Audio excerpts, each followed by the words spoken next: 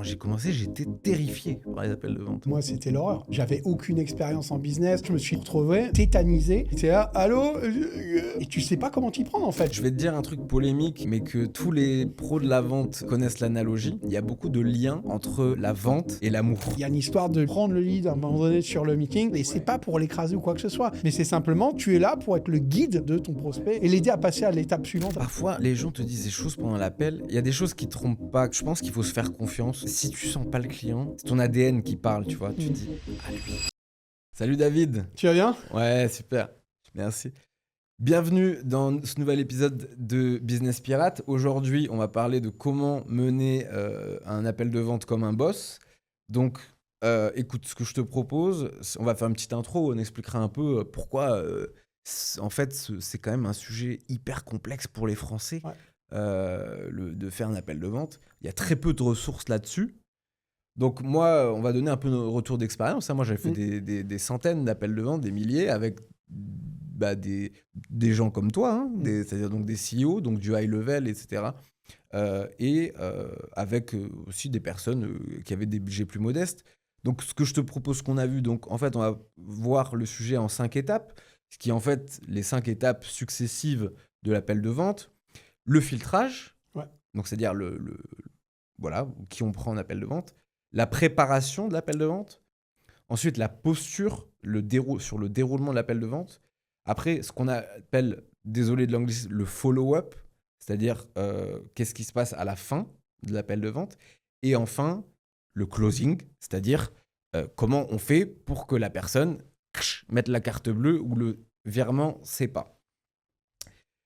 Est-ce que tu veux dire quelque chose déjà sur l'appel de vente ? Moi, quand j'ai commencé, j'étais terrifié par les appels de vente. C'est marrant que tu dis ça parce que quand tu m'as parlé de ce sujet, justement, j'essayais de me remettre un petit peu dans le contexte, tu vois, de quand j'ai commencé également. Et moi, c'était l'horreur. L'horreur. J'avais aucune expérience en business. Il n'y avait pas autant de ressources. Comme tu l'as dit, il n'y a pas beaucoup de ressources, même maintenant sur le sujet, mais il y avait encore moins de ressources à l'époque sur le sujet. Et moi, je me suis littéralement retrouvé, mais tétanisé. Tu sais, tu as ton offre, tu as ton produit, tu es là, tu dois le pousser, et tu es là, allô et tu sais pas comment t'y prendre, en fait, tu vois. Et tu as cette... Je sais pas si toi, tu avais ça, mais moi, j'avais au tout début l'angoisse du non, ça m'intéresse pas, et ok, bon, ben... on te raccroche au nez et je me disais, je voyais pas comment même capter l'attention, tu vois, de la personne. Écoute, je vais te dire un truc polémique, mais que tous les pros de la vente, ils connaissent l'analogie, mais c'est la peur du rejet. En fait, il y a beaucoup de liens entre la vente et l'amour, en fait. Finalement, quand quelqu'un te plaît, t'as aussi cette peur du rejet, la honte, tu vois, t'as l'impression d'avoir perdu, etc. C'est la honte qu'on t'ait dit non, l'impression qu'en fait t'as raté ton truc et donc en fait tu le prends personnellement. Tu vois, je disais dans l'épisode précédent, moi j'ai une amie, quand elle faisait des appels de vente et que ça closait pas, elle pleurait. Ouais, elle pleurait, tu disais. C'est ouf. Ouais. Et moi, les premiers appels de vente, mais les clowneries que je faisais. Tu sais qu'au tout début, je me rappelle le premier, une de mes premières clientes, elle me disait oui, blabla, je sais pas quoi. À un moment, elle me dit, elle me dit, facturer la TVA. Et moi, j'étais là, tu sais, je débutais, j'étais là. Laissez-moi revenir sur vous. Je sais pas si j'ai dépassé le seuil. Je me disais quoi on facture là. Au début, j'étais nul. Elle a dû bien se marrer aussi. Bon, je pense qu'elle avait c'était une daronne. Je pense qu'elle avait. En fait, tu reconnais. Tu sais, il y a plusieurs types d'entrepreneurs, mais il y a moi ce que j'appelle un peu c'est pour rigoler, hein, mais le micro-entrepreneur de Mulhouse, quoi. En gros, tu sais, quand t'es indépendant et que tu fais. Voilà, quand tu fais 15 000 euros, 20 000 euros par an, c'est voilà, enfin, faut avoir de l'indulgence, tu vois, avec ces gens-là. Et après, t'as un peu le deuxième step, les gens qui commencent à faire plus de 100 000 euros de chiffre d'affaires, jusqu'à 200 000, 300 000. Et après, t'as autre chose qui sont plus enterprise, c'est les gens qui commencent à faire plutôt 500 000, plusieurs millions, etc. C'est pas la même typologie, etc., etc.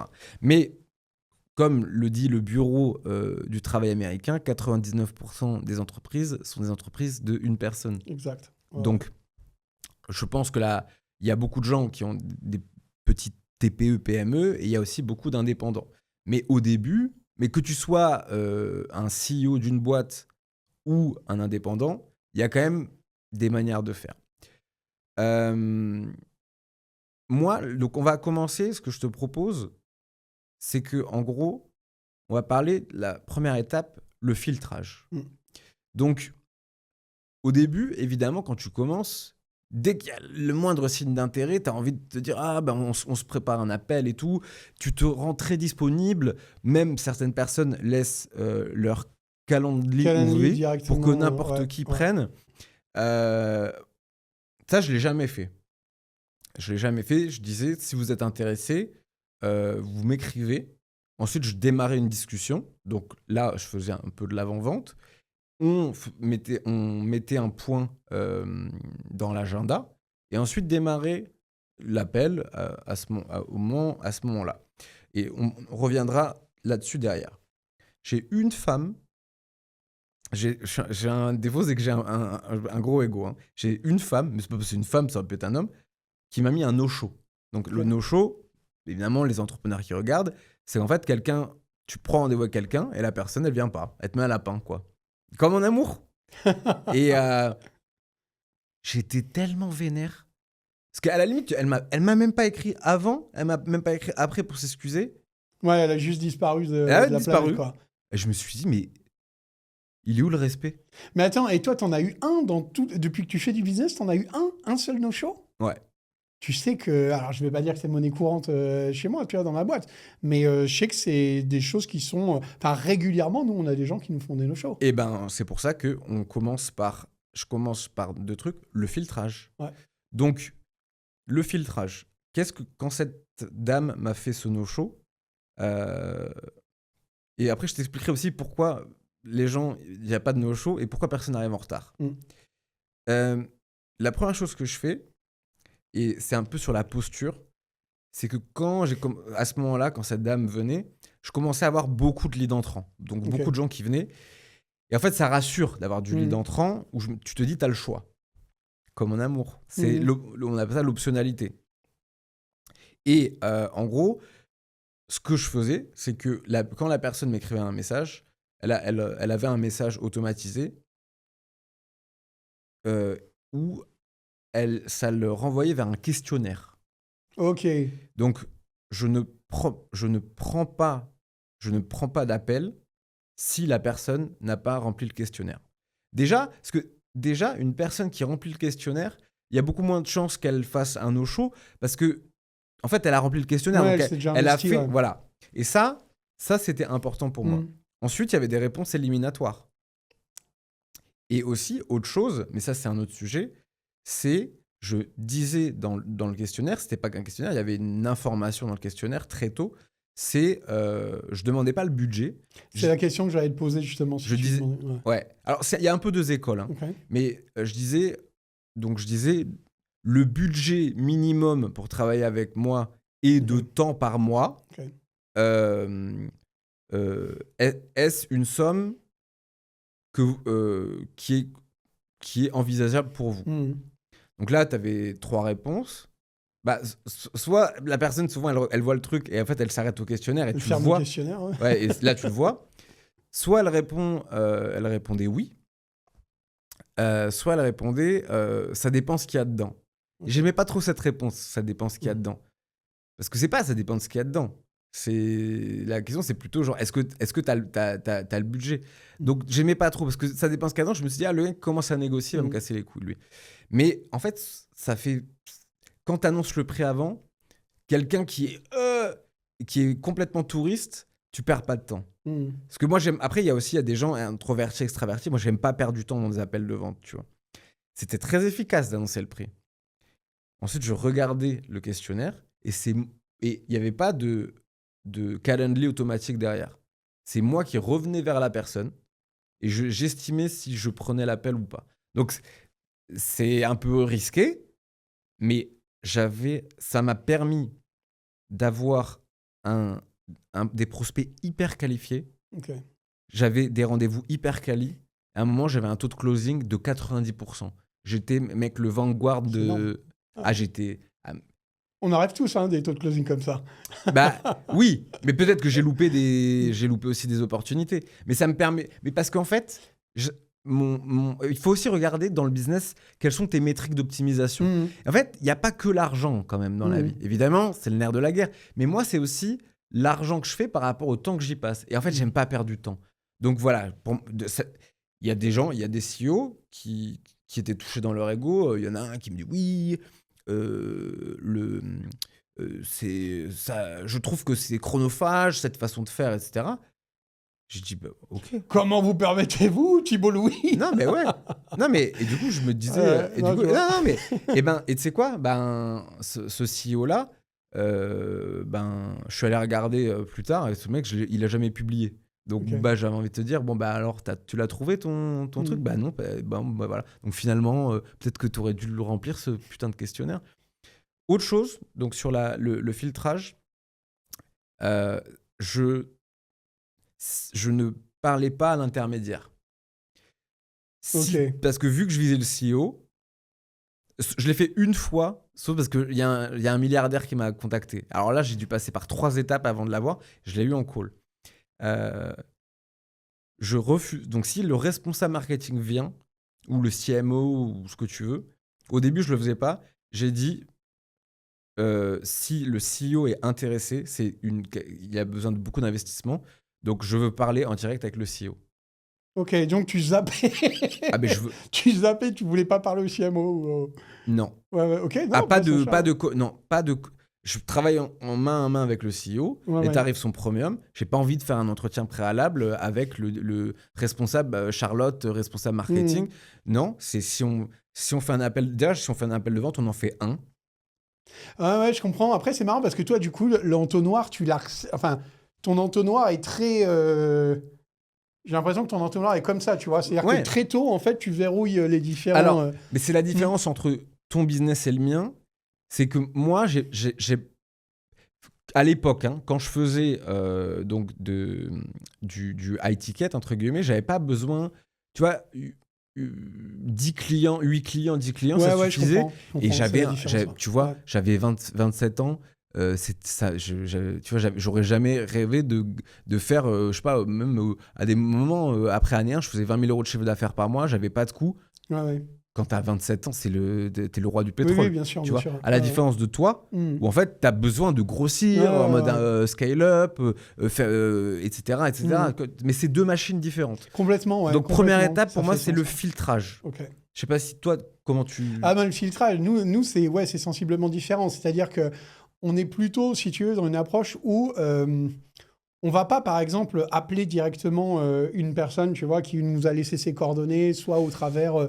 parce que, tu as différentes manières de récupérer les coordonnées. Ça peut être, par exemple, quand tu fais un event, ça peut être quand tu vas avoir un white paper, donc un livre blanc qui est mis à disposition. Tu peux avoir du contenu, peu importe.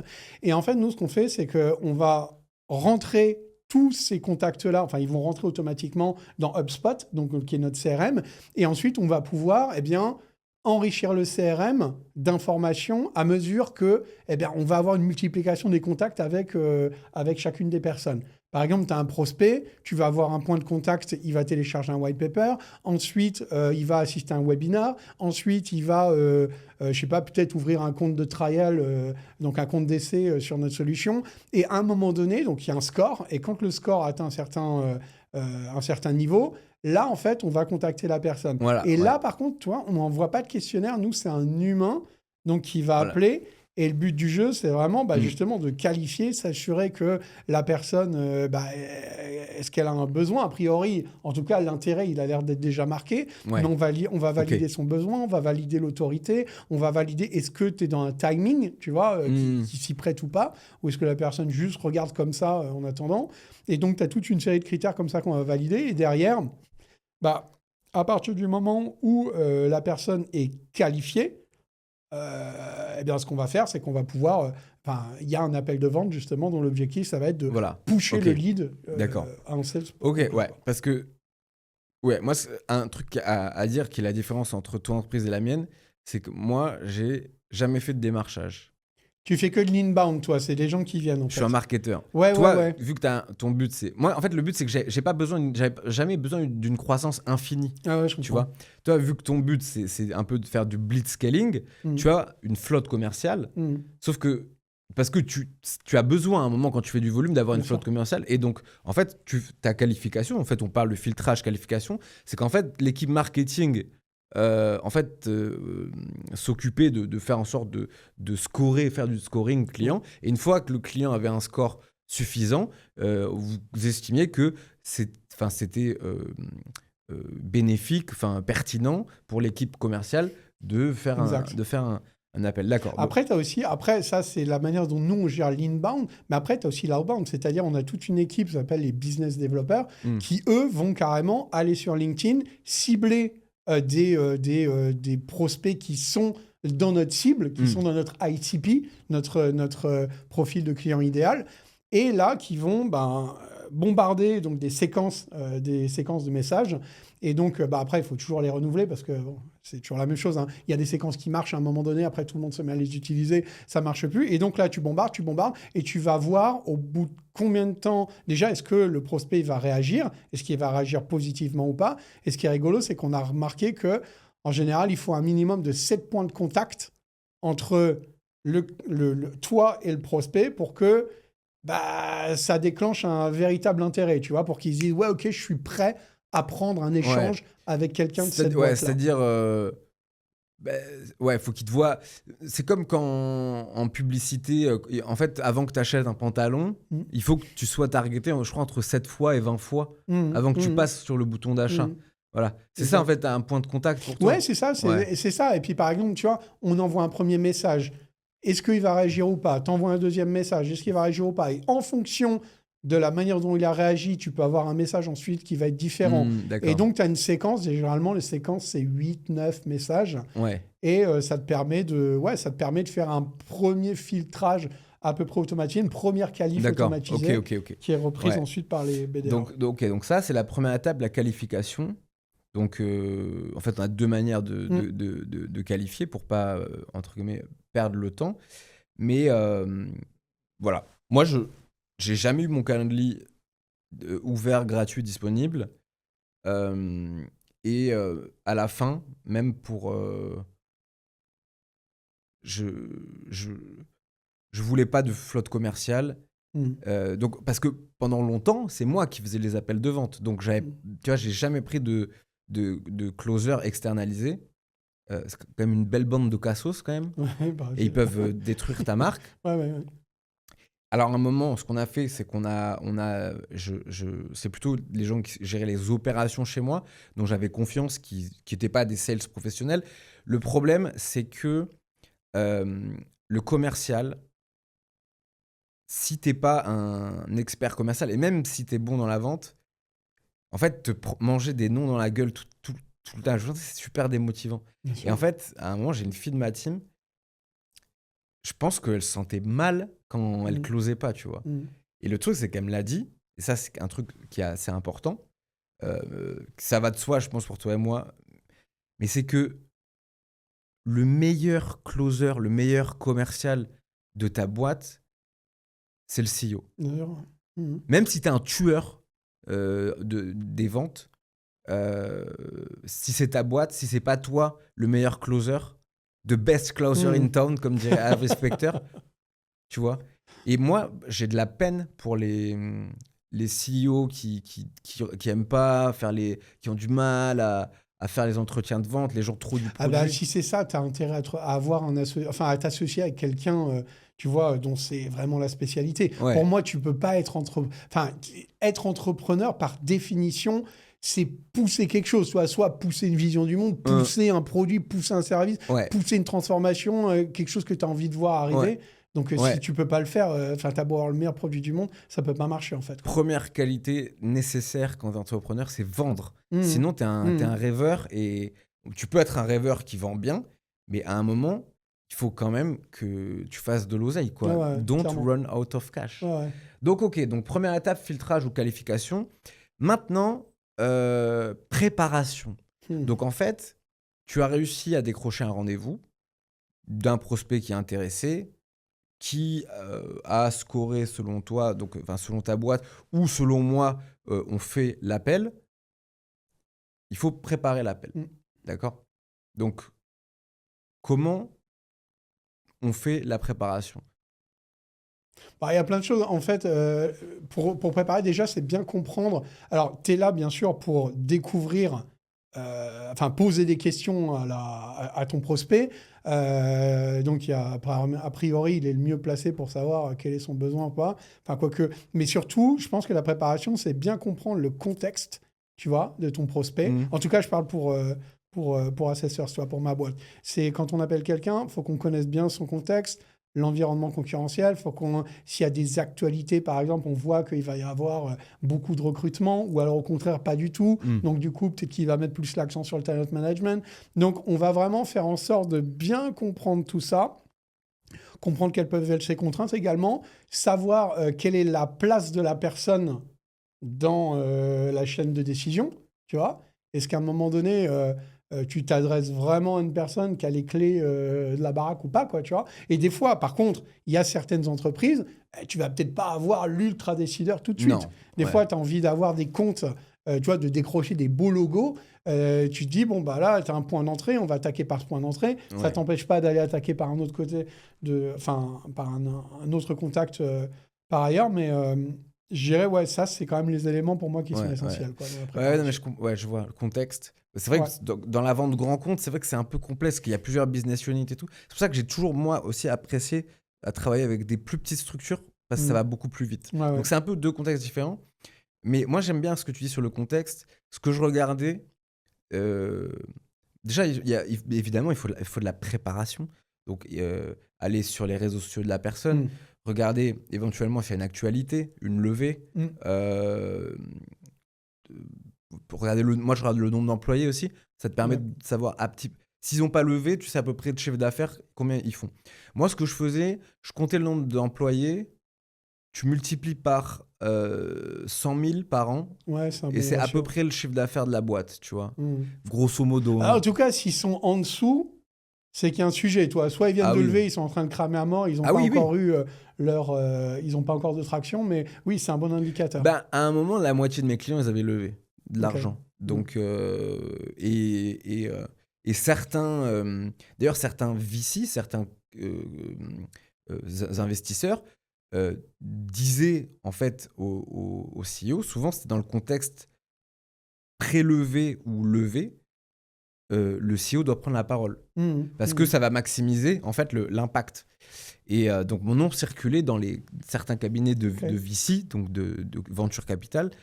Et souvent, il y avait des gars, le CEO, il m'appelait, il disait, écoute-moi, en fait, on ne se rend pas compte à quel point il y a des gens, il y a des gens qui passent 10 heures par jour sur les réseaux sociaux, mais il y a des gens qui ne savent pas ce que c'est, tu vois. Limite, ils n'ont jamais eu de compte sur Instagram ou autre, tu vois. Et c'était perdu, quoi. Ils disaient, voilà, je dois faire des trucs sur LinkedIn. Les mecs posaient des questions. J'étais là, ah ouais, on part de loin. Mais sympa, qui paye bien, etc. Moi, ce que je fais, préparation. Donc, je regarde un peu, voilà. J'essaie de comprendre aussi la mission de la boîte, voilà, etc. Je regarde si la personne elle a posté des trucs sur les réseaux sociaux. Et voilà, pas plus que ça, quoi. Juste, c'est de comprendre le contexte. Mais je ne te faisais pas des préparations de ouf non plus. Ok. Parce que tu vois, dans tous les trucs que je t'ai dit, j'en ai oublié un qui est... en tout cas, dans le cadre de la vente grand compte ou même entreprise intermédiaire, c'est faire la liste dans tes users, dans tes clients actuels, quels sont ceux qui sont sur un marché qui est, si possible, exactement le même que la personne que tu t'apprêtes à appeler, ou dans un marché assez proche, ou en tout cas avec des problématiques assez similaires. Parce qu'il n'y a rien qui rassure plus une boîte que de savoir que, peut-être pas le concurrent direct, mais en tout cas, une boîte qui lui ressemble, avec des problématiques qui lui ressemblent, a résolu ses problèmes en faisant appel à toi, quoi. Donc, voilà, la préparation, je n'ai pas beaucoup de choses de plus à dire, mais bon, au moins, la base, quoi, voilà, connaître, essayer de comprendre le produit, essayer de voir les actualités de la boîte, le contexte, comme tu dis. Maintenant, on arrive dans le call. Tu sais, Google Meet, tu sais, t'entends Salut Joseph, tu vois. Donc, la posture. En fait, je pense que, contrairement à ce que pense en fait la majorité des gens, c'est que le client a la main. Tu sais, tu as l'impression que voilà, il vient de ton magasin, il veut acheter une télé. Tu dois être un peu à sa merci, etc. Avec le doigt un peu courbé comme Ouais, ça. voilà. Monsieur, que puis-je faire pour vous? Tu vois, en fait, il y a pas, c'est pas en fait de que puis-je faire pour vous.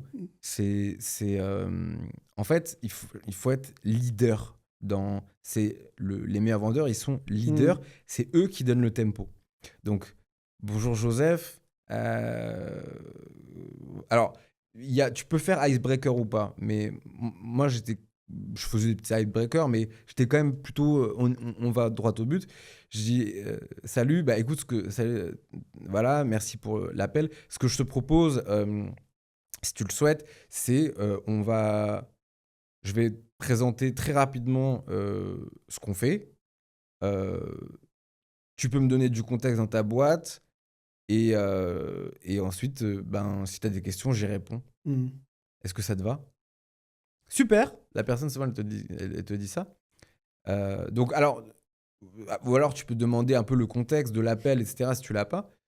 Mais tu donnes un agenda et tu leads, tu vois, etc. Pas trop parler, être assez concis. Pas faire le catalogue. Alors ça, c'était les gens qui font les catalogues de ouais, on a ça, puis il y a C'est vrai, ça. c'est vrai. Tu En fait, perds le client si tu fais ça. Enfin, tu perds le prospect, ouais, complètement. Ouais. Mais parfois, ils l'écoutent même pas, tu vois. Donc voilà, donc c'est plutôt des appels courts. Ouais. La personne, voilà, tu lui dis voilà, donc moi je fais ça se passe comme ça. Souvent, la personne, je lui ai déjà dit à l'écrit, en fait, de toute façon. Je lui dis ça se passe comme ça, c'est ça, et c'est à ce prix-là. Voilà. Est-ce que tu as des questions? Donc moi j'annonce le prix. Hein. Alors parce qu'il y a des gens ils te disent non, le prix il faut absolument l'annoncer en dernier. Se rappeler de la métrique. Si tu as un temps infini, annonce le prix le 25 décembre si tu veux. Moi le prix il est annoncé en avance. Voilà, il y a pas de, t'as pas envie que la personne te dise dans le call quoi, tu vois, et te prend une réflexion quoi. Voilà. Donc t'expliques. Voilà, il y a ça. Et moi, je trouve que si tu n'arrives pas à expliquer en quelques dizaines de secondes, minutes, en fait, de quoi il en est, c'est que tu n'es pas assez concis. Et ensuite, tu dis à la personne, voilà, est-ce que tu as des questions?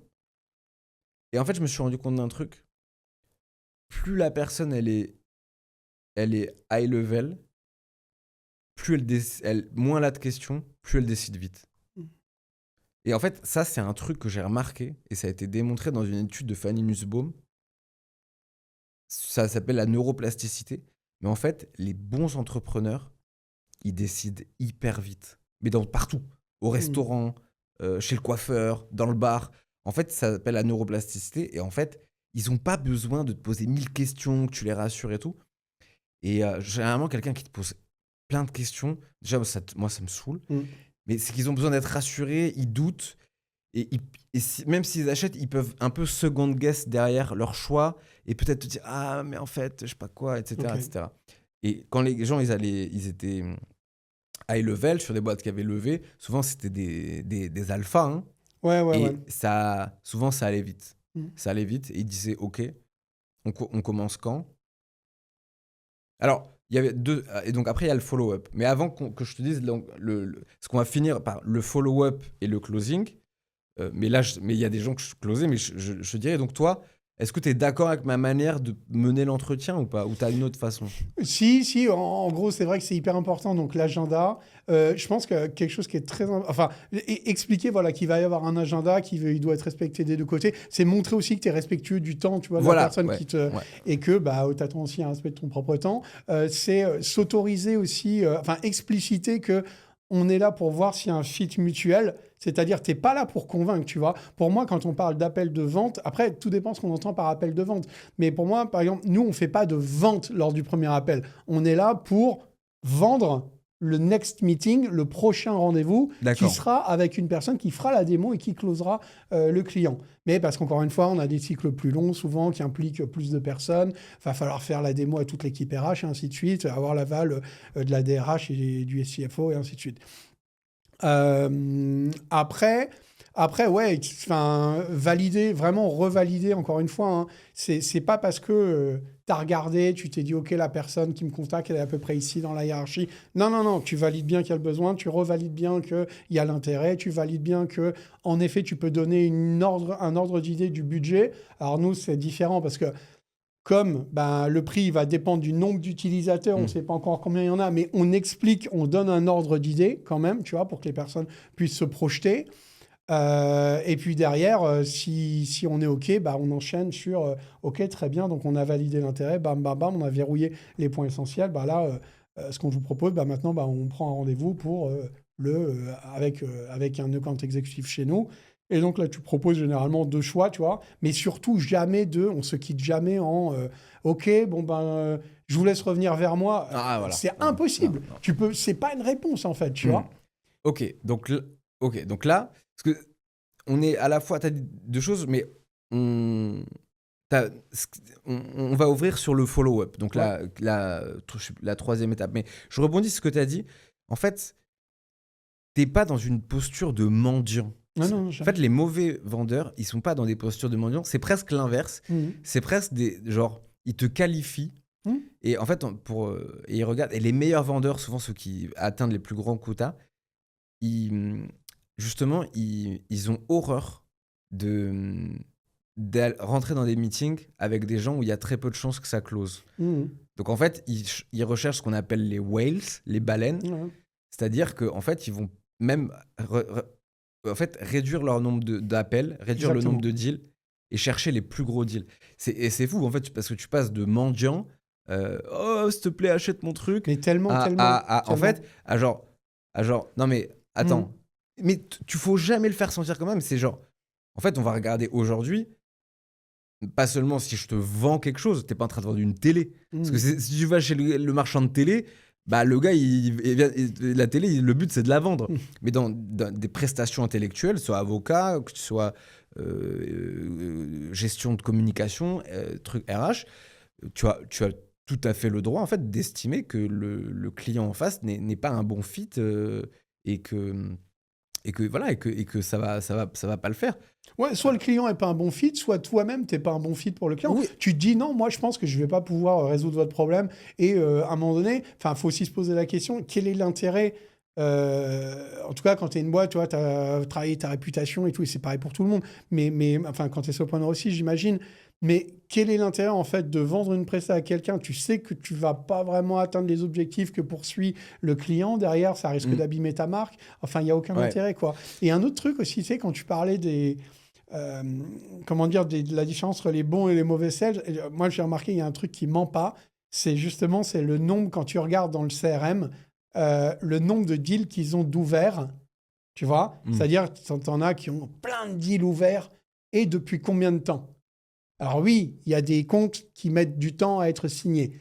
Mais tu verras que les meilleurs, je te rejoins complètement là-dessus, les meilleurs sales, ce sont ceux qui mettent les deals en lost le plus rapidement. C'est-à-dire, ils vont faire en sorte d'avoir ce qu'on appelle un pipe, donc hyper clean. C'est-à-dire, ils préfèrent avoir moins d'opportunités, mais des opportunités, si tu veux, qui ont de fortes probabilités en fait de signer. Ouais. Tu vois, et si ça n'a pas signé, c'est pas grave. Tu le mets en loss ou tu le mets en loss et puis il repart dans une boucle de nurturing. Il va recevoir des emails, des trucs. Et quand il sera chaud plus tard, tu le recontactes. Il sera recontacté par le market ou enfin par les BDR, les SDR, quoi. Ouais. Non, mais je pense que tu as tout à fait raison. Et on en revient sur la posture. Parfois, les gens te disent des choses pendant l'appel et en fait, quand le client arrive avec une posture trop arrogante, ce que j'appelle Karen, tu vois, il y a des choses qui trompent pas quand même. Après, je pense qu'il faut se faire confiance, tu vois, à ton intuition. Si tu sens pas le client, c'est ton, tu vois, c'est ton ADN qui parle, tu vois. Tu te dis, ah lui. sais, parfois, t'as des Oui, clients, tu as ils un te gut feeling, tu sens à l'intérieur de toi que. Déjà, à un moment donné, il y a un truc aussi, c'est que l'appel, il doit laisser, à mon sens, hein, il doit laisser le prospect plus énergisé qu'il est arrivé. Mais toi aussi, tu dois en profiter pour prendre la température. Et je pense, sincèrement, encore plus quand tu es solopreneur, tu vois. C'est-à-dire que si c'est toi qui vas délivrer en tant que tel, moi, mes sales, c'est pas eux qui vont délivrer, tu vois. Après, bon, bah, il y a une solution, sont face à une Mmh. solution technique. Ouais. Que le mec ait une mauvaise énergie ou pas, c'est pas grave, à la limite, tu vois. Il est là, personne va le subir. Si ce n'est le support, parfois. Mais quand c'est toi qui délivre la presta, si jamais tu as un mauvais feeling et que, je sais pas, par exemple, tu quittes l'appel, t'es vidé, est-ce que tu as vraiment envie de te taper un client Non, comme ça, tu non, vois? non, ouais, ouais. Non, ouais, il y a des gens. Il faut faire attention aussi à. Tu vends un truc. Ouais, à pas enfin, pas surpromettre. Ouais, ouais. Et parfois, limite, se dire, c'est peut-être mieux que je le laisse de côté, lui, tu Mhm. vois. Souvent, ça ment pas. Alors après, bon, dans les années récentes, on a fait les appels sur Google Meet. À un moment, la norme, c'était de faire des rendez-vous physiques. Putain, On putain, a, ça me on semble. a gagné du temps, hein. Ouais, ouais, ouais. Mais, Quelle révolution, ouais.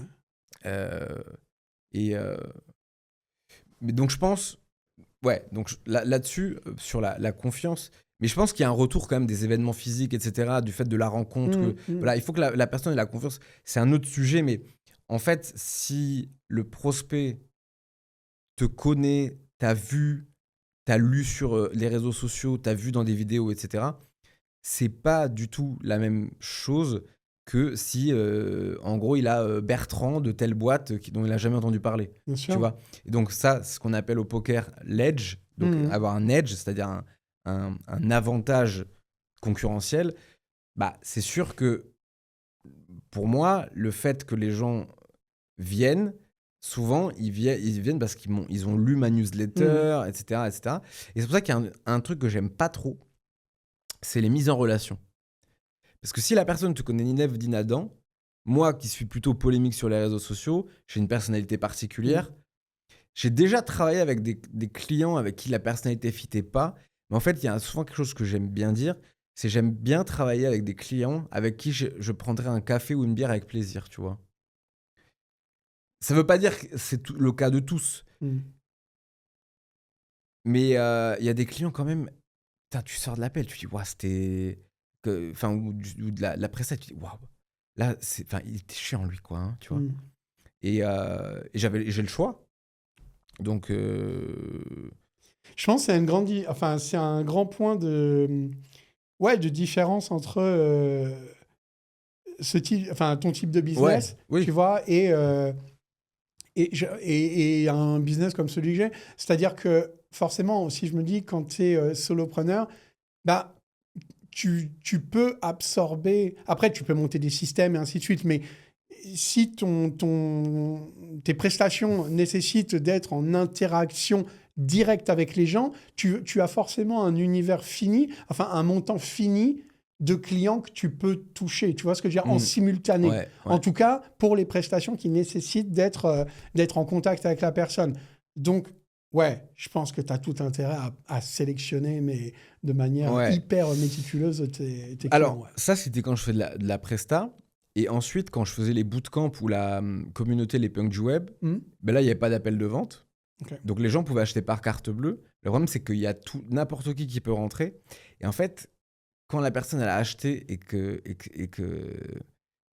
qu'elle est relou, Tu fais quoi là, non, dans ce cas-là?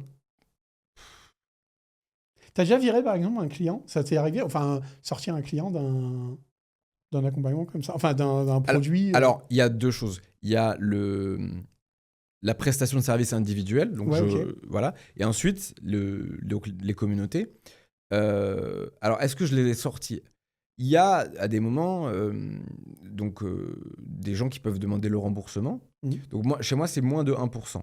Ok. Bon, Mais par contre, ça me fatigue de fou.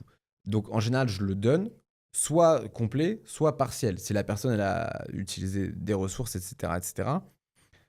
Euh, et est-ce que j'ai déjà viré quelqu'un? Oui, parce qu'il y a quelqu'un qui est venu dans la communauté et c'était un hater. En fait, il a acheté pour venir foutre la merde. Frère, j'étais là. C'est énorme. Ah non, Il y a mais- des mecs qui font ça. Le mec, il a mis la CB pour venir foutre le souk. Mais tu sais qu'il y a des gens qui achètent les trucs que j'ai fait alors que je les ai bloqués. Ok. Waouh. Énorme. Et voilà. Et donc pour revenir au sujet, donc sur l'entretien de vente, quand c'est pas moi qui le faisais, parce qu'à un moment, il y avait c'était les filles donc des opérations chez moi. Enregistrer le call. Ok. Ça, il faut demander l'autorisation, évidemment, au prospect, pour que moi, je puisse revisionner derrière. Et ensuite, je demandais le feeling. Mais la première question que je posais, c'était pas... Enfin, la première chose qu'on avait, c'est quand c'était pas moi qui le faisais directement, c'était pas est-ce qu'on va le closer ou pas. C'était est-ce qu'il est sympa, tu vois. Ok. C'est bizarre, hein. Et souvent, c'est les premiers trucs. Parce qu'elle savait que c'était important et voilà. Mais donc... On revient, donc là on passe au point, le follow-up. Donc, désolé les anglicismes, il y a pas, je sais pas s'il y a un mot en français, mais c'est qu'en fait, une fois que tu as montré le truc, en fonction de l'avancement du client potentiel, chez moi, il y avait plusieurs solutions. Il y a le non, mais bizarrement, il est assez rare, le non. Okay. En général, si quelqu'un te dit non direct, c'est que soit j'ai pas donné les bonnes informations avant, soit il y a un truc qui s'est passé, il y a eu un problème en amont. Parce que la personne connaît le prix, elle connaît le programme. Donc, a priori, c'est plutôt juste soit du closing, soit elle réfléchit. Soit elle a des questions. Donc, en général, c'est plutôt pas du non, ça va plutôt être un « Ok, j'ai toutes les informations, je reviens vers vous ». Ou alors, c'est genre, ok, vas-y, let's go. Okay. Et à ce moment-là, il faut aller très vite parce que une personne peut te dire oui et être capable de mettre la carte bleue là. Et en fait, il y a un procédé psychologique bizarre. C'est que si elle met la carte bleue et qu'elle a payé, en fait, il y a un truc qui switch dans son cerveau où elle se projette. Et elle se dit, j'ai fait le bon choix. Mais en fait, si tu la laisses ne pas avoir payé, elle est capable en fait de contredire, de pas acheter, et derrière, elle va trouver le moyen de s'auto-persuader qu'elle a fait le bon choix de pas acheter. Tu vois ce que je veux dire ? Ouais, je vois ce que tu veux dire. En fait, c'est un peu bizarre, mais soit elle se projette, soit elle achète pas et elle se dit non, mais c'était pas pour moi. Donc en fait, c'est un peu. Alors là-dedans, tu as deux manières de faire. Donc je te le laisserai, mais en effet, ne pas laisser le prospect dans la nature, lui dire voilà, truc. Donc en général, nous, ce qu'on faisait, c'était qu'on maintenait une conversation via WhatsApp. WhatsApp, très bon outil de nurturing. On faisait ce qu'on appelle un sales pool, c'est-à-dire qu'en fait, on continuait à discuter, les filles continuaient à discuter avec les gens sur WhatsApp, etc. Et si c'était un oui, là, on mettait en place les conditions le plus rapidement possible pour que la personne règle. Okay. Voilà. Mais là, toi, tu vas être beaucoup plus fort sur genre quand la personne te dit, parce que il y a le oui, mais il y a le ah ok, maintenant j'ai toutes les informations. Écoutez, laissez-moi réfléchir. Et là, c'est à toi de. C'est là où je pense que tu as beaucoup plus d'expertise que moi. Mais tu sais, enfin, déjà, moi, ça me faisait penser à. Parce que c'est vrai que comment dire, la prochaine étape, nous, généralement, ça va pas être de vendre, encore une fois. Tu vois, on n'est pas là pour renvoyer une propale à la fin du premier call.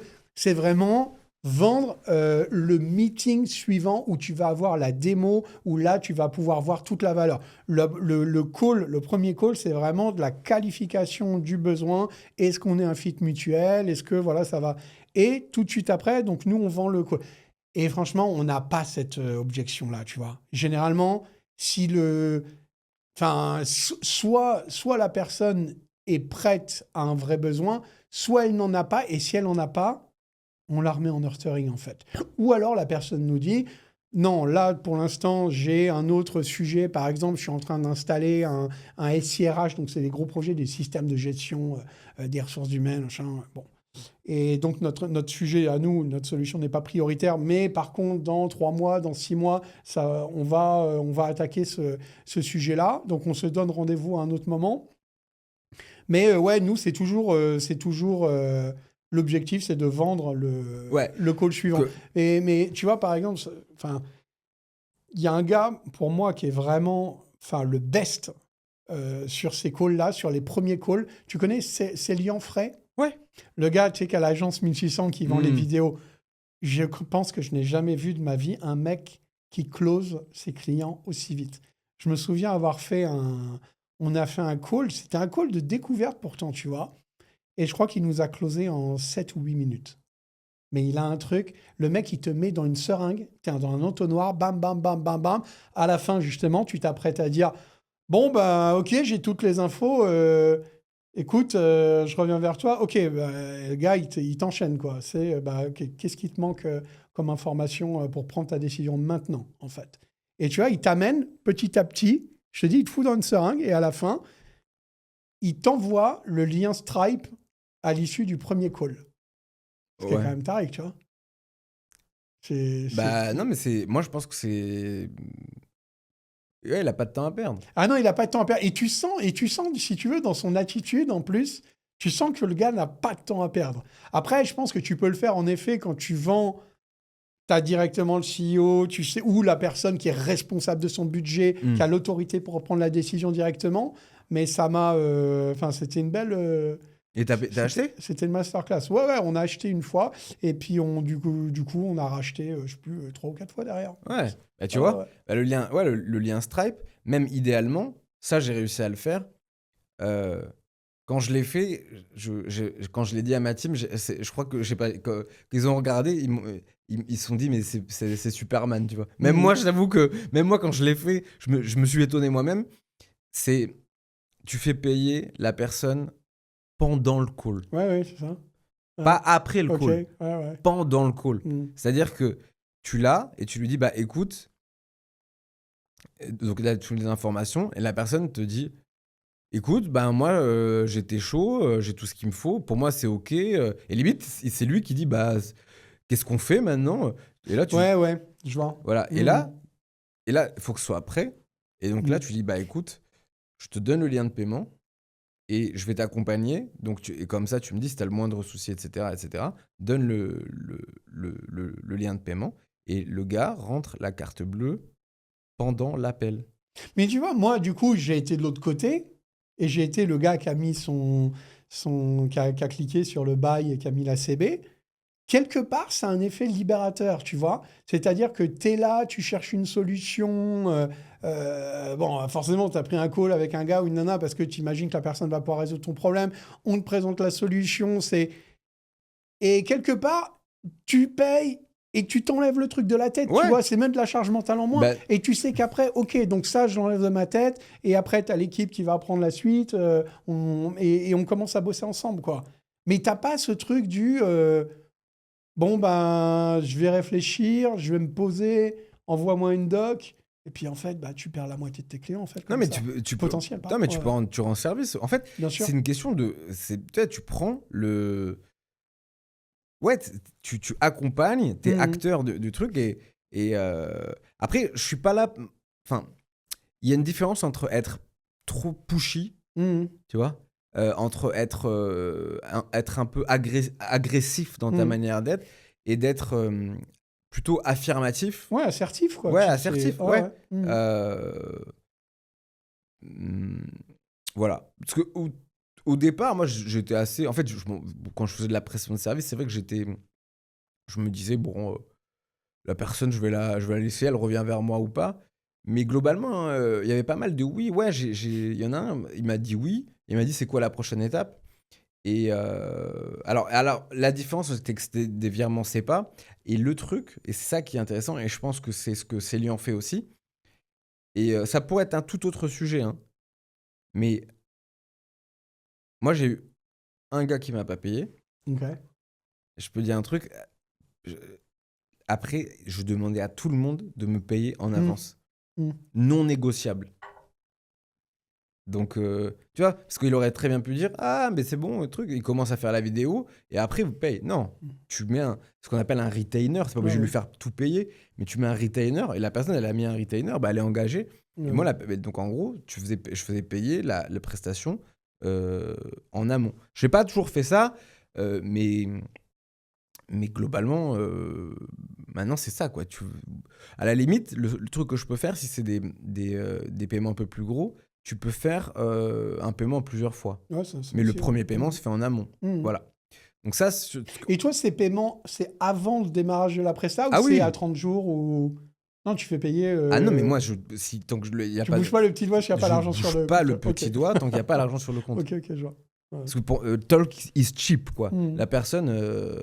voilà, t'as des mythos aussi. Hein. Voilà. Par contre, quand tu mets de l'oseille sur le compte, c'est un acte de foi. Oui, bien sûr. Et là, t'es là, ok, c'est bon, on parle. Maintenant, tu vois. Après, en ce moment, c'est un peu bizarre parce que je fais en sorte, vu que j'ai envie d'avoir un agenda complètement libre, ce qu'on appelle le business WhatsApp, c'est-à-dire que j'ai pas envie... Moi, mon but, on en a déjà parlé, moi, quand je passe chez toi, j'ai toujours l'impression que t'es sur l'ordi au téléphone dans des meetings. Je hais ça pour moi. Okay. Mon but, ce serait d'avoir un business sans meeting. J'ai des meetings, parfois des lives, etc. Mais avec mon équipe, on a un meeting tous les 6 mois. Okay. Tu vois ? Donc... Parce que j'ai envie d'être libre, quoi. Après, mais ça freine, ça peut freiner. Oui. Mais parce que la métrique première n'est pas l'oseille, c'est la liberté. Mais c'est vrai que quand tu m'as dit, par exemple, que tu pouvais passer une semaine sans ouvrir ton ordi, sans ouvrir ton MacBook, mec, je vois pas comment tu peux faire. Après, je trouve ça très bien, hein, je trouve ça très cool. Mais par exemple, moi, je t'ai dit, moi, je peux pas... Enfin, j'ai besoin de mon ordi avec les 2 écrans. Je ne pourrais pas imaginer faire tourner mon business sans avoir mon ordi avec moi, quoi. Ouais, non, écoute, mes canaux d'acquisition, c'est LinkedIn et newsletter. Je peux les écrire sur les toilettes, hein, tu vois. Le nombre de blagues que j'envoie sur LinkedIn, comme ça, je suis là, limite dans un taxi, allez, tac, avec les fautes d'orthographe et tout. WhatsApp pour le business. Ouais. Et pour les communautés, on utilise WhatsApp Business. Il y a un nouvel outil qui s'appelle Communauté. J'ai la banque sur le mobile. Ouais, t'as tout qui tient dans ce petit carré, quoi. Oui, après, forcément, je suis un peu limité. Forcément, je pourrais bosser plus, faire plus d'appels, être plus impliqué, etc. Mais c'est quand même un signe intéressant. Ça veut dire, enfin, pour tous les gens qui écoutent, tu vois, je me dis, c'est quand même la preuve vivante qu'on peut quand même développer un business successful, rentable, à un très bon niveau, juste à partir d'un téléphone portable, en fait. Mais c'est le CEO de Salesforce, Marc Benioff, qui a dit qu'il avait plus d'ordi. Il a fait tout sur l'iPhone. Tu savais ? Je me rappelle ton histoire des cheeseburgers, là, tu sais. Ah oui. Ah oui, niveau... Oui. Non, mais déjà... Ouais. Non, mais Marc Benioff, il a à une keynote, il avait dit, non, mais moi, je gère tout depuis le smartphone. Alors, en fait, je peux gérer ça sur le smartphone parce qu'il y a des gens qui utilisent l'ordinateur. Oui. Ok, tu vois, Marc Benioff, il n'y a pas toutes les employés de Salesforce qui pourraient qui sont sur un Nokia. Non, non. Donc, à un moment... Mais c'est le choix que j'ai fait. Donc, voilà. Mais je trouve que c'est à la fois... En fait, les smartphones, c'est à la fois des outils de libération. Vraiment, moi, c'est... Et en même temps, d'emprisonnement. Ouais, complètement, ouais. Mais là, récemment, tu sais pourquoi j'ouvre plus mon ordi qu'avant ? Non. Parce qu'il y a des bonnes séries en ce moment. Et donc, donc le soir, je me mate des petites séries. Et sinon, même avant, les podcasts, hein, je les écoutais sur le smartphone. Okay. Ouais. Donc, on a dit sur le follow-up... Voilà, donc en gros, quand tu disais en fait vendre le next meeting, c'est-à-dire que en fait, pendant le meeting, tu mettais déjà la date du prochain meeting, c'est ça ? Tu laissais pas le prochain. Ouais, et puis après, il y a les trucs, il y a les techniques de base, tu vois. C'est-à-dire, tu vas pas demander à la personne quand est-ce que vous êtes disponible. Non, tu lui proposes 2 alternatives. Ouais. Est-ce que c'est plutôt le mardi ou le jeudi ? Elle te dit le jeudi, ok. Donc, je vous propose 10h ou 11h30. Ah non, je suis pas dispo dans la matinée, ok. Donc, est-ce que 16h vous conviendrait ? Et puis, mais c'est, comme tu l'as dit, il y a une histoire de lead, de prendre le lead à un moment donné sur le meeting et de guider la personne. Et c'est pas pour l'écraser ou quoi que ce soit, mais c'est simplement, tu es là pour être le guide, en fait, de ton prospect non, mais et l'aider à passer à l'étape suivante à chaque fois. Non, mais quoi. ouais, je vois. Et donc, il y a 2 trucs qu'on n'a pas dit, enfin, sur le sujet, c'est la standardisation des offres versus le sur-mesure. Ouais. Parce que en fait, il y a un sujet, et c'est pour ça que moi j'ai standardisé. Je trouve que et on en a parlé, toi, tu peux pas standardiser. Il y a un moment où, tu sais, souvent sur les sites, tu as starter plan, Ouais. premium plan, et tu as les prix. Et après, il y a le truc genre sur mesure, contactez-nous, tu vois. Et c'est un peu, je pense, le but. Moi, à un moment, j'ai standardisé. J'ai dit, bah, en fait, c'est ça. Et en fait, ça rend ta vie et la vie du prospect et du client beaucoup plus simple. Mais il y en a absolument qui veulent faire du sur-mesure. Et voilà, quelqu'un vient et te dit, voilà, moi j'ai besoin de ci, j'ai besoin de ça. Et en fait, c'est un peu de faire rentrer des carrés dans des ronds. Et toi, tu sais que t'en es capable, mais tu sais pas le prix, quoi. Ouais. Et donc, à ce moment-là, tu peux proposer, donc en fait, faire ce que tu as dit. Je pense, c'est de dire, ce que je te propose, c'est qu'en fait, on se reparle de ça. Puis il faut que moi, que je me pose pour regarder les livrables. Et donc, on fait ce que tu as dit. Donc, tu proposes la date suivante pour comme ça, c'est calé dans l'agenda. Et ça te laisse le temps, toi, parce que souvent, quand tu fais du sur-mesure, la personne va te demander combien ça coûte. Alors, il y a des gens qui sont hyper forts pour sortir des prix du chapeau. En général, je pense qu'il y a 2 solutions. Soit si tu fais du sur-mesure, soit tu proposes un range pour pas que toi tu perdes ton temps. Parce que si tu lui dis un range et que la personne te dit ah, c'est pas du tout ce que j'avais en tête, bon, tu vires. Et tu dis, et en gros, tu fixes la date du rendez-vous et tu dis laissez-moi réfléchir et je reviens vers vous. Parce qu'en fait, souvent, parfois, tu n'as aucune idée de ce que. Voilà. Mais ça, c'est quand tu veux faire entrer des carrés dans des ronds, que tu es peut-être un petit peu plus soit débutant, soit tu bosses avec des grosses entreprises. Parce que, en fait, parfois, réfléchir au devis, à combien ça va coûter, c'est pas simple. Parce que moi, de l'autre côté, moi, j'aime bien le faire. Parce que souvent, tu sais, les gens pensent que. Et là, on peut pas passer sur le closing, c'est que souvent, on pense qu'en fait, quand tu es un bon vendeur ou un bon entrepreneur, on peut pas te bullshiter et en fait, c'est dur de te vendre parce que toi, tu vas être là, tu vas poser des questions hyper dures et tout. Je trouve que c'est complètement l'inverse. C'est en fait, moi, je suis un des mecs les plus faciles à closer. Okay. Tu vois? Genre, tu sais, je suis au resto, la dernière fois, faudrait que je pourrais t'y emmener d'ailleurs. Il y a un mec, il arrive et donc on commande des steaks, tu vois, un gros entrecôte et tout. Et là, le gars, il commence à te pitcher et te dit ouais, est-ce que tu connais le surf and turf? Tu vois ce que c'est? C'est en gros, c'est en fait, quand tu prends des pièces de viande un peu luxueuses et en fait, ils te mettent par-dessus un truc de la mer, donc soit du homard, ou des crevettes et tout. Et le gars commence à me dire ouais, en fait, c'est des grandes crevettes et puis elle dégouline sur le steak et tout. C'est le mec te fait tout un cinéma. Je lui dis ok, vas-y, prends-le, tu vois. Et au final, c'était de la merde, mais à la limite, je m'en tape en fait, tu vois. Tu vois, en fait, c'est hyper. Alors j'aurais pu me dire, en fait, je savais ce qu'il était en train de faire. Il était en train de me faire ce qu'on appelle un upsell. Et en fait, le truc, c'est que je sais quand on me le fait. Tu sais, par exemple, voilà, tu vas au spa. Dans un spa, et à un moment, tu vois que la masseuse ou la fille du spa, elle te dit de manière un peu robotique, d'ailleurs, si vous le souhaitez, je peux vous donner la crème que j'ai utilisée pendant le massage, que vous pouvez utiliser chez vous. Et en fait, quelqu'un qui n'est pas un sales aguerri, il va juste se dire ah bon bah ok, d'accord, ça peut être sympa. Et en fait, moi je sais très bien ce qu'elle est en train de faire. Oui, c'est l'entreprise qui l'a formée pour me faire un upsell. Donc je sais que je suis en train de me faire upseller. Mais même si tu le vois, c'est pas grave. Je me dis, c'est le business, tu vois. Et même, il y a des moments où tu vois qu'en fait, la personne, elle est en galère. Quand souvent, je prends des prestataires, tu sens qu'elle est pas hyper à l'aise, etc. Notamment quand elle doit annoncer le prix. Oh frère, genre, il y a des gens, quand ils annoncent le prix, mais t'as l'impression que, genre, ils annoncent un décès, quoi. Oui, bien sûr. Et en fait, le prix, je comprends, hein. Tu vois, que ça soit un sujet tabou, mais moi, j'annonce le prix, j'en ai rien à foutre. Ben ouais, en fait, tu vois, moi je comprends, oui et non. Enfin, oui, je peux comprendre, je peux me mettre à la place de la personne. Ok, on a tous un rapport différent à l'argent, mais en même temps, à un moment donné, enfin, il faut se dire, ok, ça reste une transaction, tu vois. Enfin, je veux dire, tu vas délivrer un service ou un produit qui va apporter de la valeur en échange d'un certain montant.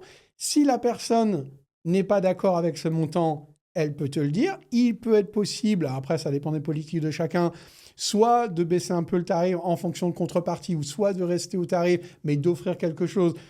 OK, ou on peut toujours dire non. Le client a toujours, le prospect a toujours la possibilité de dire non, et c'est pas grave, en fait.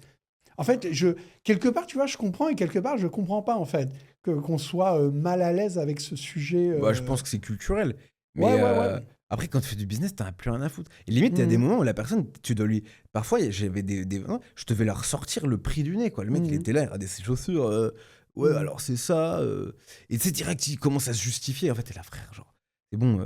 En fait, parfois, t'es là, ouais, ok, c'est bon, vas-y. On commence.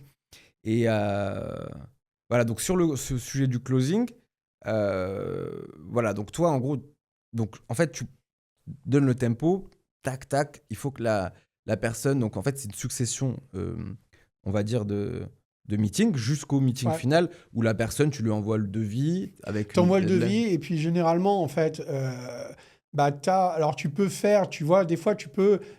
Alors, c'est pas les offres promotionnelles, tu vois, dont on avait parlé dans un épisode avant, mais en fait, tu peux avoir par exemple une offre avec, je sais pas, un feature en plus, avec un petit truc en plus, mais toujours avoir par contre la date limite à partir de laquelle la personne doit, la date jusqu'à laquelle la personne a pour pouvoir te renvoyer ton offre, tu vois. Ouais. Ça, c'est hyper important parce qu'à un moment donné, si tu n'as pas de pression du temps, tu peux pas laisser le client, le prospect, dans une forme de temps infini. C'est-à-dire que là, tu comptes en fait sur, en gros, l'actualité du client. Si tu comptes sur son bon vouloir, tu vois, pour prendre la décision. Alors qu'encore une fois, une bonne vente, c'est une vente où à un moment donné, le sales ou le dirigeant va l'idée en fait jusqu'au bout. Et moi, je suis convaincu que tu as peut-être 80% des sales, tu vois, qui sont peut-être très bons pour faire l'ensemble des étapes, mais par contre, qui se vautrent à l'étape du closing. Parce que le closing, encore une fois, c'est l'étape à laquelle tu peux potentiellement te prendre un non. Tu vois. Mais à un moment donné, qu'est-ce qu'il faut ? Est-ce qu'il faut mieux rester dans une incertitude, dans oui, je reviendrai vers vous, j'ai tous les éléments, ou est-ce qu'à un moment donné, il faut amener la personne à se positionner en fait. Alors, c'est fondamental. Non, mais c'est intéressant. Et je pense qu'il y a plusieurs postures. J'ai écouté une interview de Alice Catilino qui était intéressante, où elle disait, en fait, nous, on n'est pas trop pushy ou assertif au niveau du closing, parce qu'on n'a pas non plus envie d'avoir des gens qui sont pas hyper alignés, tu vois, donc elle préfère limite perdre des leads et tout. Et en fait, c'est un peu ma position. De l'autre côté, en fait, à un moment, il y a un côté chasseur aussi, et il y a le côté genre, bon, allez, maintenant, on y va. Il y a un truc, je sais que c'est pas ouf, mais c'était un super sales qui m'avait dit ça, un head of sales. L'offre, elle n'est pas infinie. Moi, je me suis déjà fait avoir. En fait, tu annonces un prix, la personne, elle attend, elle dit je reviens vers vous, elle revient vers toi 6 mois après, et en fait, elle te dit ah bah c'est ok pour ça. Et en fait, non. Toi, tu as monté les prix. Okay, ouais. Donc en fait, un des trucs, c'est que le prix, faut pas être trop gentil sur l'offre. Faut dire, ce prix-là, cette offre-là, t'as jusqu'à jeudi pour la prendre, parce que sinon, peut-être que le carnet de commande sera pris, donc, ou que le prix monte. Ouais. Et mais après, si toi, t'as mis la prochaine étape, etc., faut pas être agressif là-dessus, mais parfois, en fait, parfois, tu dis, bah, en fait, cette offre, la personne dit, je réfléchis, et en fait, tu dis, d'accord, mais... Et souvent, c'est vrai. Souvent, en plus, le fait de mettre... une deadline. De mettre une deadline, il faut bien dire, ça te donne ça donne un alibi quelque part aussi pour recontacter la personne peut-être 2-3 jours avant, tu vois, justement, que la fameuse deadline arrive, et pour dire, OK, je vous rappelle, parce que là, justement, on arrive, on est à 2 jours de la deadline, donc juste savoir, est-ce que vous avez eu le temps, vous êtes positionné, parce qu'après vendredi, 18h, ça sera mort. Non, mais en fait, quoi. c'est important parce que, en fait, je pense qu'on est de plus en plus indécis parce qu'on a on a de moins en moins de dopamine. Tu sais, en fait, le scroll nous aspire, en fait. Oui, ça nous grille Et ça. en fait, on est de moins en moins décisif et on peut pas prendre un nombre infini de décisions dans la journée. Donc, en fait, c'est une situation confortable de te dire, ah, j'ai ça sous la main. Si j'ai besoin, je le prends, mais je verrai ça plus tard. Mm. Et ça se trouve, parfois la bonne décision serait de l'acheter. Mais vu que tu es dans le confort, en fait, de te dire que tu as l'optionnalité, en fait, tu t'attends de manière infinie. Mais Alors que complètement. Ouais. la deadline te met dans un truc genre. Non, ça te rappelle le réel, quoi. À un moment donné, oui, tu dois faire les choses. Et puis, il y a aussi ce truc aussi, parfois, j'ai remarqué que, tu sais, des fois, tu as des sales, justement, qui ont peur de closer, qui n'osent pas trop, parce qu'ils ont peur de forcer la main, tu vois, de leurs clients. Ils disent, ah ouais, mais si je fais... Alors, c'est conscient ou inconscient, tu vois. Ouais. Mais inconsciemment, parfois, il y a cette peur de forcer la main. Mais en fait, il faut bien se dire que à partir du moment où tu as fait ta bonne découverte, tu as bien analysé la problématique du client, sa situation, tu es convaincu que ton produit ou ton service va lui apporter un vrai plus, va être bénéfique, et je veux dire, des fois, il faut juste aider le client à passer à l'action. Tu vois ce que je veux dire? Non, mais en fait, je pense qu'on peut finir sur cette note-là, parce qu'on n'a pas fait la levée d'objection, mais à la limite, on peut parler juste de, genre, la personne te dit c'est trop cher. Bon, déjà, je déteste quand on me dit c'est trop cher, ou à la limite, j'ai pas le budget. Moi, je suis pas pour... Franchement, j'ai entendu des histoires, genre des mecs qui disent ouais, mais si t'étais vraiment motivé, t'hypothéquerais ta bagnole et tout.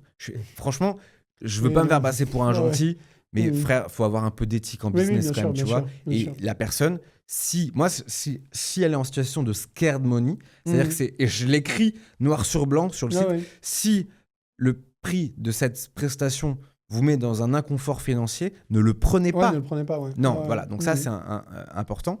Par contre, sur on va dire le closing, sur on va dire le courage, la peur, si tu sens que la personne elle est prête, etc. Moi, je me dis un truc et je le pense sincèrement, c'est que je peux j'en dire, c'est qu'en fait, la personne en lui vendant ça, tu lui rends service en fait. Exactement. Ouais. Exactement. Et donc sur la levée d'objection, qui est en fait une des questions qu'on me pose le plus souvent, qu'est-ce qu'on dit quand la personne te dit c'est trop cher ou j'ai pas le budget? Ah ben, si elle n'a pas de budget, elle n'a pas de budget. Mais non, si elle te dit que c'est trop cher, il faut recentrer le débat en fait sur la valeur qui est apportée. Ouais. Et à un moment donné, c'est se dire, est-ce que cette valeur, est-ce que ça va t'apporter à toi, à ton business, à tes équipes, peu importe, est-ce que c'est quelque chose qui est important pour toi ou pas? Si c'est non, c'est pas grave, tu n'es pas obligé d'acheter. Si ça l'est, généralement, et que tu as fixé ton prix de manière un minimum rationnellement, la personne va se rendre compte, en effet, ça vaut le coup, en fait, quoi, tu vois. Ouais, donc voilà, moi je suis pas, enfin pour les objections, voilà, je suis pas pour, voilà, ce truc du prix, moi je m'en fous, en fait, j'ai envie de dire, bah écoute, en fait, j'ai presque envie de dire, si t'achètes pas, enfin, je le dis jamais, hein, mais dans ma tête, je me dis, si t'achètes pas, tant pis pour toi. Ouais, tu vois, ça, voilà.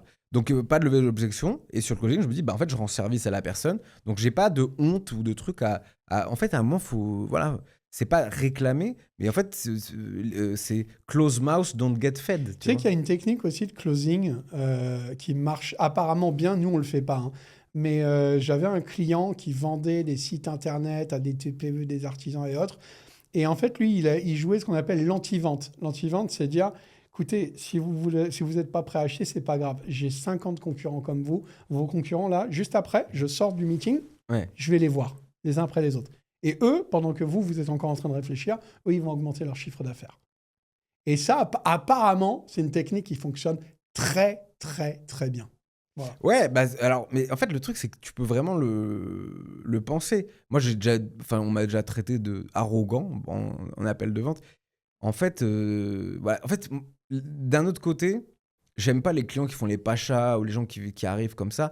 Pour moi, c'est une transaction Mhm. et je veux pas me faire passer pour le mec gentil, mais voilà, en fait, j'aime pas les trucs de domination, les gens qui Mhm. profitent et tout.